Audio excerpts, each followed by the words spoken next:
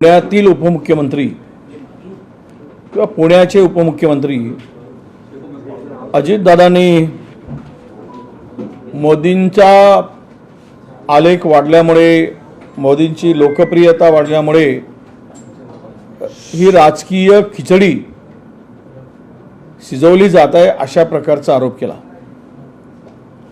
खरं तर अजितदादा सध्या राज्यस्तरीयच नेते आहेत। आपण त्यांना कोणत्या पक्षाचं नेतृत्व करतो आहोत हे सुद्धा अजून त्यांनी स्पष्ट केलेलं नाही। आणि मला माहिती आहे, माझ्या माहितीप्रमाणे अजितदादा आपण अजूनपर्यंत तरी राष्ट्रीय नेते झाला नाही, त्यामुळं राष्ट्रीय पातळीवरील या विषयावरचं आपलं भाष्य जे आहे ते सध्या तरी आपण कुठल्या अधिकारात करतात हे महाराष्ट्राला कळलं पाहिजे। या संदर्भात पहिल्यांदा आपण पाहिलं तर भाजप प्रणीत एनडीएने 38 पक्षाची मोड बांधली आणि राज्याचा विचार केल्यास राज्यामध्ये राजकीय खिचडी कोणी शिजवली, राजकीय खिचडी कोणी केली याचं उत्तर महाराष्ट्राच्या जनतेपुढे आहे। विभिन्न विचाराच्या लोकांना एकत्र आणून त्या पक्षांना एकत्र करून त्यातील अनेक पक्षाचे आमदार आणि खासदार सुद्धा नाहीत, तर हे राजकारण जे आपण गढूळ केलेलं आहे देशाचं 38 पक्षाची मोड बांधून, ही खिचडी कोणी शिजवली याचे उत्तर कदाचित त्यांच्याकडून येईल अशी अपेक्षा आहे। ज्या विचारधारेने भाजप उभा झाला होता त्या राजकीय विचारधारेला आज ज्या पक्षाच्या विचारधारेला प्रचंड विरोध केला, ज्या गैरप्रकारावर भ्रष्टाचारावर त्यांनी आरोप केले, अशाच विभिन्न विचाराच्या लोकांना घेऊन हे जे सत्तेच्या खरं म्हणजे त्याला आपण राक्षसी महत्वाकांक्षा जी निर्माण झाली सत्तेची, त्याला खतपाणी घालण्याचं काम सध्या भाजपचं नेतृत्व करत आहे असा आमचा स्पष्ट आरोप आहे। आणि त्यामुळेच त्यांच्याकडून अनेक राज्यातील अनेक सरकार असतील, सदस्य पक्ष हे फोडायचं काम करून खिचडी कोणाची शिजवत आहेत हे या देशातील जनतेला ठाऊक आहे। एकीकडे मणिपूर जळत होतं आणि तेथील जनतेचे अश्रू पुसून दिलासा देण्याऐवजी या देशामध्ये राज्यामध्ये भाजप इतर पक्षातून आलेल्या लोकांना सोबत घेत होतं आणि इतर पक्षातून आलेल्या मुख्यमंत्र्यांची पाठराखण सुद्धा करत होते। हे या देशाचं दुर्दैव आहे असं मी म्हणेन। मुळातच या राज्यामध्ये खिचडी शिजवण्याचा जो प्रकार आहे, खिचडी शिजवली, खिचडी नासवली, तर हे पुण्याच्या उपमुख्यमंत्र्यांना बोलण्याचा अधिकार नाही। अजून ते काही राष्ट्रीय नेते नाहीत, त्यांचा पक्ष माहीत नाही, पक्षाचे आमदार माहीत नाहीत। आम्हाला त्यांनी हे बोलणं म्हणजे मी म्हणेल की अपरिपक्वतेचं लक्षण आहे। दुसरा विषय अत्यंत महत्त्वाचा की राज्यामध्ये कायदा आणि सुव्यवस्थेचं आता अक्षरशः धिंडवडे काढले जात आहेत। लोकप्रतिनिधी कायदा हातात घेत आहेत। या राज्यातील क्रिमिनल जे आहेत ते सुसाट क्राईम करत आहेत। दिवसाढवळ्या खून आणि मारामाऱ्या यामध्ये प्रचंड वाढ झाली आहे। महिलावरच्या अत्याचारात तर होतच आहे, ते रोज दिसतंय। अल्पवयीन मुलीवरचा बलात्कार, त्यामध्ये मुलीवरचा बलात्काराच्या घटना यामध्ये महाराष्ट्र आता सर्वात पुढे आहे। आणि हे सरकार खिचडी शिजवण्यात व्यस्त आहे। आपल्याकडे काही उदाहरणं आहेत की ज्यांनी सत्ताधारी पक्षाचे आमदार कसे बेछूट आणि बेताल वागत आहेत। त्यातील सत्ताधारी पक्षाला पाठिंबा देणारा आपण पाहिला हितेंद्र ठाकूर यांनी तर सरळ सरळ महानगरपालिकेच्या आयुक्तांना सगळ्यांच्या पुढे धमकी दिली। म्हणजे यातून कायद्याचा धाक आणि सत्तेची गरमी किंवा सत्तेचा सपोर्ट हा दिसून येतो आहे। आपल्याला माहित आहे की प्रकाश सुर्वे नावाचे आमदार आहेत, यांनी तर राजकुमार सिंग या व्यावसायिकाला बंदुकीचा धाक दाखवून धमकावून मनोज मिश्रा या व्यावसायिकासोबत केलेला करार रद्द करावा म्हणून त्याला मारहाण केल्याची घटना ताजी आहे। जळगाव जिल्ह्यातील दुसरे पुन्हा एक आमदार आहेत किशोर पाटील, यांनी पत्रकारांना शिवीगाळ केली, पत्रकारांना मारहाण केली त्यांच्या समर्थकांनी, आणि याबाबत पत्रकार महाजन यांनी मुख्यमंत्र्यांच्या संदर्भात टिप्पणी केली म्हणून किंवा भाषण केलं म्हणून, बोलले म्हणून, बातमी दिली म्हणून त्यांना त्यांच्या 4-5 गुंडांनी कार्यकर्त्यांनी भर दिवसा पत्रकारांना अडवून त्यांना बेदम मारहाण केली। याबरोबरच या मीरा भाईंदरच्या आमदार शासनाला सपोर्ट, सरकारला सपोर्ट करणाऱ्या, त्यांनी तर एका इंजिनियरचा कॉलर खिचला, त्याला थापळ मारली, कानशिलात लगावली। आणि हे सर्व जे आहे, जे या राज्यामध्ये पत्रकार सुरक्षित नाही, या राज्यामध्ये अधिकारी कर्मचारी यांना धमकावून त्यांना काम करू देत नाही, आणि या राज्यामध्ये कायदा सुव्यवस्थेच्या संदर्भात शासनाचा धाक नाही। प्रचंड मोठ्या प्रमाणामध्ये नागपूर, पुणे, मुंबई या 3ही शहरामध्ये क्राईम रेट रोज वाढत चालला आहे। मग सरकार काय करत आहे? सरकार आता सण आला की शिधा वाटपाचं काम करत आहे। 100 रुपयाचा शिधा 50,000 लोकांना वाटायचं आणि 20 लाख लोकांचा शिधा घशात घालायचा। सकाळी 10 ते संध्याकाळी 5 वेळ द्यायचा आणि मात्र बिलं भरमसाठ काढायची। 100 रुपये शिधा त्या लाभार्थ्याकडून घ्यायचा आणि एका लाभधारकांना बिना टेंडरने आपल्या हे सगळं विना निविदेनी कुठलीही प्रक्रिया पार न पडता त्यांना ते खरेदी करायचं आणि विशिष्ट मर्जीतल्या लोकांना पुरवठ्याचा आदेश द्यायचा आणि त्यामध्ये प्रचंड असा भ्रष्टाचार करायचा। हे काम आता सण आलं की सुरू करणार। मग 2 गोष्टीचा इथे उल्लेख मी मुद्दाम करेल। या पत्रकार परिषदेच्या निमित्तानं सरकार अस्तित्वात आहे का? आहे तर यावर कंट्रोल कुणाचा आहे? हे सर्व जनतेच्या हिताचं काम करताना जे सरकार दिसत होतं, संकटात उभं राहणारं सरकार दिसत होतं, पण आज हे सरकार सत्तेसाठी सत्तेच्या साठ मारीत मीच मुख्यमंत्री होणार अशी भूमिका ठेवून किंवा मीच मुख्यमंत्री आहे असा आविर्भाव बाळगून काम करत आहेत।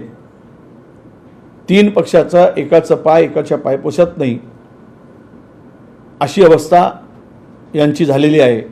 आणि म्हणून राज्य हे लुटण्यासाठी आहे, लूट करायसाठी आहे, प्रचंड लूट चालली आहे आणि त्याबरोबरच या राज्याला अधोगतीकडे नेण्याचं काम सुद्धा मोठ्या जोमात या राज्यामध्ये सुरू आहे। तुम्हाला काही प्रश्न असेल तर विचारा। हाँ देखिए, ये इस राज्य में कानून हाथ में लेकर सत्ताधारी एमएलए हम पत्रकारों के साथ में बदसलूकी की जा रही, उनको पीटा जा रहा है, उनके सत्ताधारी एमएलए के गुंडे लोग, बदमाश लोग, कोई अगर न्यूज किसी के खिलाफ में दिया तो उसको पीटते हैं। ऑफिसरों को धमकाया जा रहा है, बिजनेसमैन को बुलाकर ऑफिस में पिस्तौल लगाकर उनको लूटने का काम किया जा रहा है। इसमें ऑफिसरों की कॉलर खींच के उसको थप्पड़ मारा जा रहा है। ये सब कुछ जो चल रहा है इस राज्य में, तो ये मुझे लगता है कि राज्य की कानून और कानून व्यवस्था पे प्रश्न चिन्ह खड़ा हुआ है। ये सरकार का विद्यमान 3 पार्टी 3 इंजन की सरकार का यहां के क्रिमिनल पे धाक नहीं रहा। खुलेआम चाकू मारा जा रहा है, खुलेआम बंदूक चलाई जा रही है। पुणे हो, नागपुर हो या मुंबई हो, बड़े बड़े सिटी में क्राइम तेजी से बढ़ता जा रहा है। इसी के साथ छोटी बच्चियों पे उनके साथ में गलत और उनके साथ में बलात्कार करने के जैसे प्रकरण में पूरे महाराष्ट्र में, पूरे देश में महाराष्ट्र का नंबर अव्वल आ चुका है।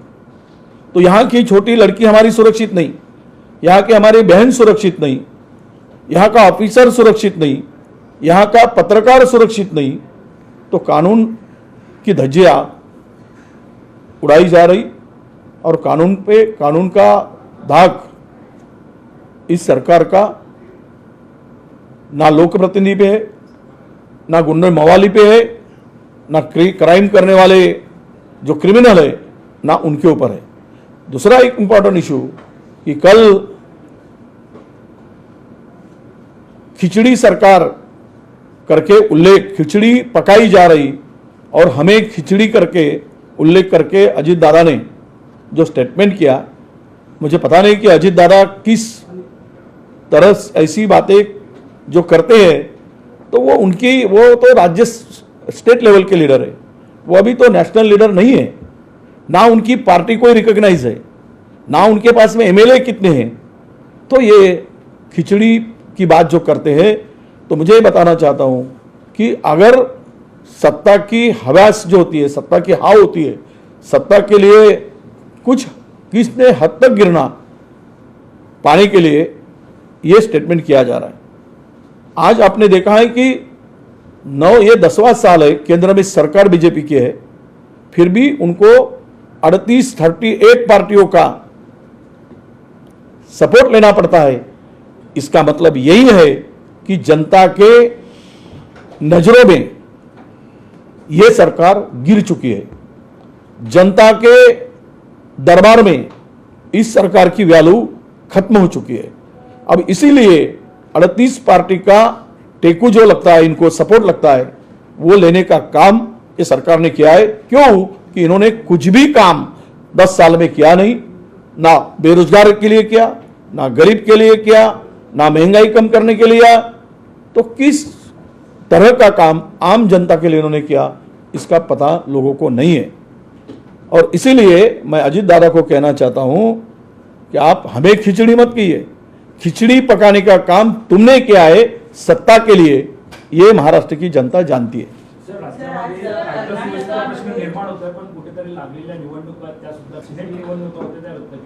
नहीं, मैं कहा था हर कोई, मी तुम्हाला सांगतोय, सिनेट निवडणुका या केवळ भारतीय जनता पक्षाला आता कुठल्याही निवडणुकीची सर्वे करूनच पुढे जायचं आहे।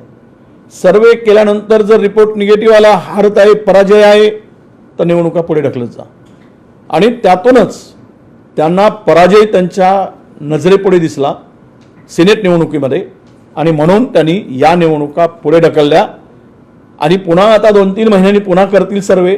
त्यांना वाटलं की वातावरण फार आहे तर पुन्हा त्या निवडणुकीला सामोरं जातील। याचाच धरून सांगतो की यापूर्वी सुद्धा त्यांनी राज्यामधील स्थानिक स्वराज्य संस्थांच्या निवडणुकीसाठी सर्वे केला होता। त्या सर्वेमध्ये हे सर्व तीनही एकत्र येऊन भुईसपाट होणार होते। त्यामुळे हे निवडणुका घेण्याचं धारिष्ट हे करत नाहीत यांना पराजय यांना दिसतो आहे. त्यामुळे जोपर्यंत कदाचित मला असं वाटतं की जोपर्यंत या सर्व निवडणुका स्थानिक स्वराज्य संस्था असू देत, सिनेट असू देत, उद्या विधानसभेमध्ये जर त्यांना चित्र असं वाटलं, त्यांचा सर्वे जर निगेटिव्ह आला, ते हारतायत, पराजय होतो आहे, तर त्यासुद्धा पुढे ढकलतील अशी नक्कीच त्यांची मानसिकता असेल. निवडणुका मागे घेतल्याने असं आशिष शेलार म्हणत आहेत, परंतु ते असाही आरोप करतात की उद्धव ठाकरेंकडून जी यादी आली होती सिनेट निवडणुकीसाठी ती बोगस होती. हे बघा, निवडणुका यासाठी पुढे का ढकलायची गरज आहे? बोगस आहे, बात करा, मग अनपोजच झाली असती. जर ती उमेदवारांची यादी बोगस आहे किंवा उमेदवार बोगस आहे तर तो त्या सिनेटच्या कायद्यानुसार ते अपात्र ठरतात. अब काय आहे की त्यांचं अशी आहे की जा सांगता येत नाही आणि सहनही होत नाही अशी अवस्था आता त्यांची आहे. कॅगचा रिपोर्ट जो आहे त्यातून नितीन गडकरींचा काटा काढण्याचा प्रयत्न असल्याचा एक गंभीर आरोप तुम्ही केलाय, काय तुमचं म्हणणं आहे? नाही, 100% त्यामध्ये तथ्य आहे.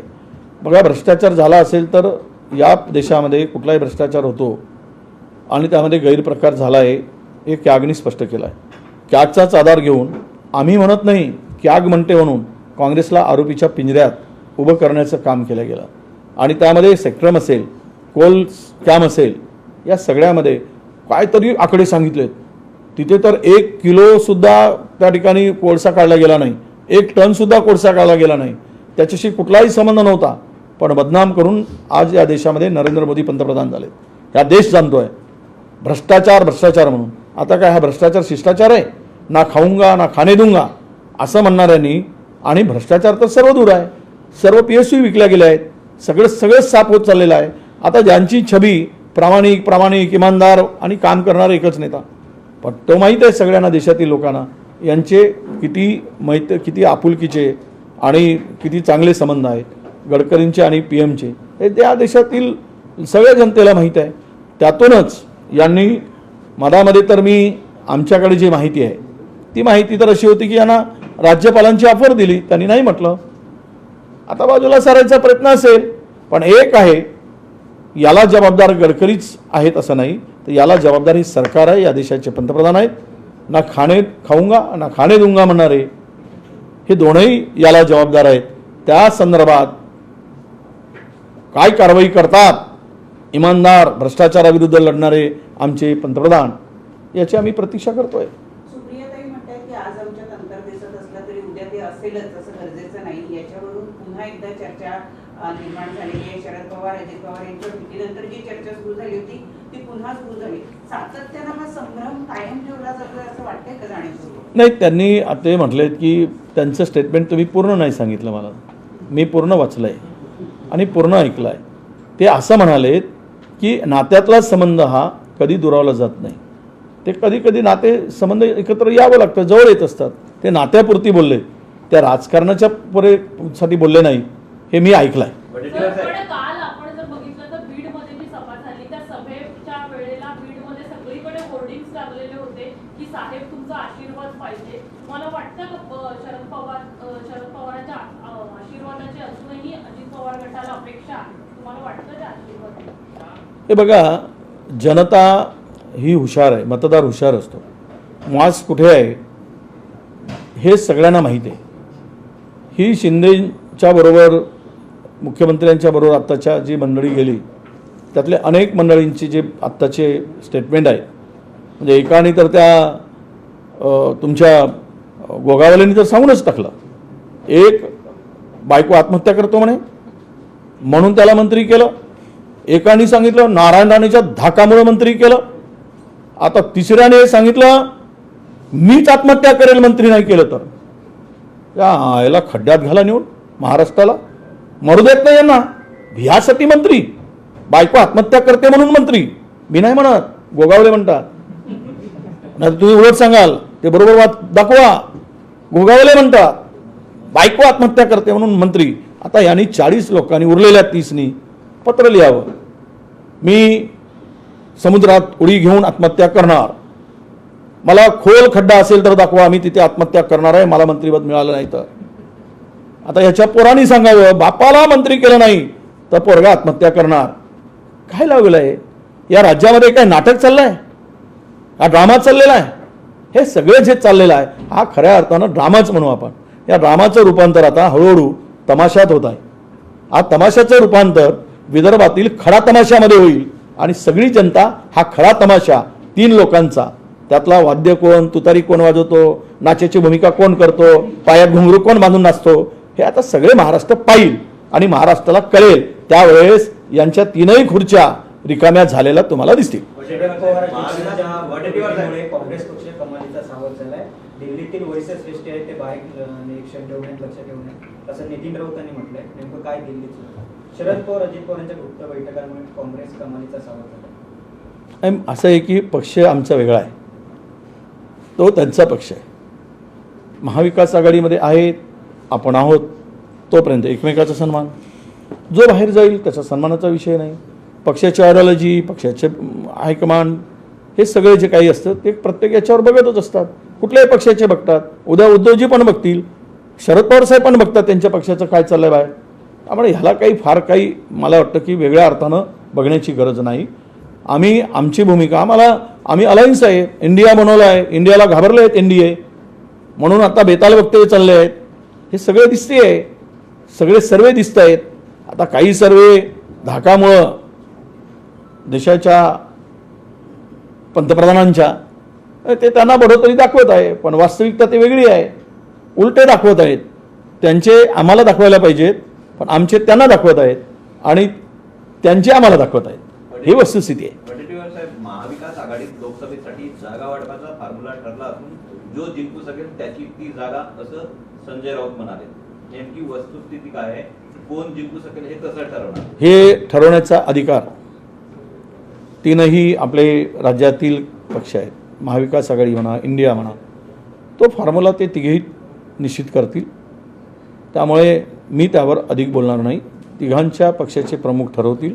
जो काही फॉर्म्युला ठरवायचा आहे तो फॉर्म्युला ठरवून आम्ही पुढे जाऊ. कर्नाटकच्या सरकारनं इकडे बेळगावचे 3 तुकडे करण्याचा निर्णय घेतलेला आहे. यावर आपली काय भूमिका आहे? ज्या पद्धतीनं मध्यंतरी राजकारण टाकलं होतं, आता अशा पद्धतीचं वक्तव्य पुढे येते किंवा असा निर्णय पुढे येतो? असं एक ते शेवट या राज्यामध्ये अनेक वर्षापासूनची कर्नाटक, बेळगाव आणि महाराष्ट्रामध्ये प्रादेशिक वाद आहे, भाषेमुळे वाद आहे, मराठी भाषिकांचा तिकडे सीमावाद आहे. आणि तो सीमावाद जो आहे तो सीमावादामुळे तिथल्या मराठी लोकांना मराठी अस्मितेसाठी जपताना, मराठी भाषा बोलताना मराठी माणसाची जी काही गळचेपी सातत्यानं होत होती.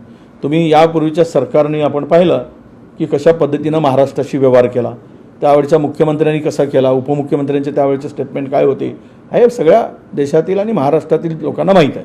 आता राहिला 3 भाग करण्याचा विचार कोणी मांडला तर त्यामागे काय त्यांची पार्श्वभूमी आहे, काय त्यांना म्हणायचं आहे, किंवा मराठी जो काही भाग आहे त्याला ते वेगळं करायचं आहे का, कन्नड वेगळं करायचं आहे का, असं काहीतरी त्यांच्या मागे रचना असावी. पण कदाचित जर हे करून जर आम्हाला मराठी भाग देऊन टाकत असतील तर कर्नाटक सरकारचे आभारच मानू.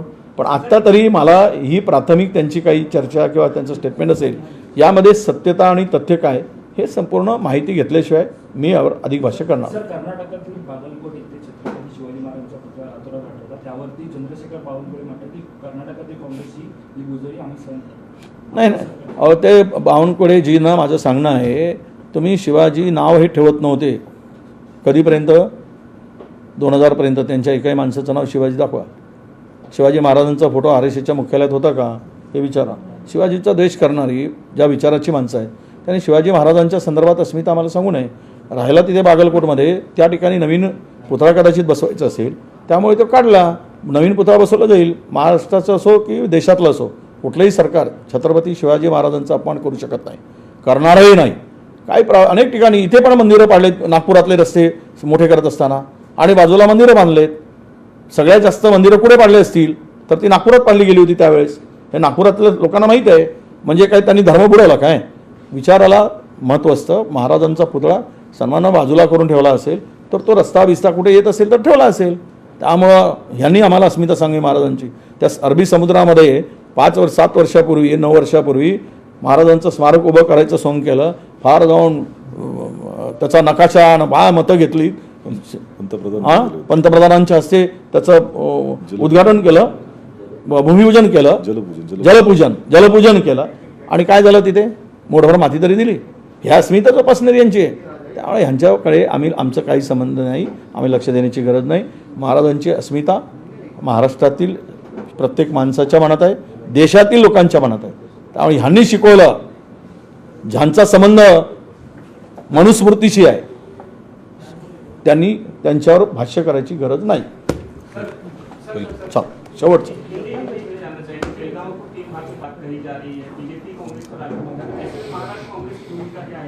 नहीं, देखिए अभी तो महाराष्ट्र में हमारी सरकार नहीं है. अब वो तीन विभाग में उसको अगर डिवाइड किया जा रहा है तो इसके पीछे क्या रीज़न है वो हमें अभी पता नहीं है. ये सब हम मालूमात लेंगे और इसके बारे में माहिती लेकर मालूमात करके हम लोग इसके बारे में स्टेटमेंट करेंगे.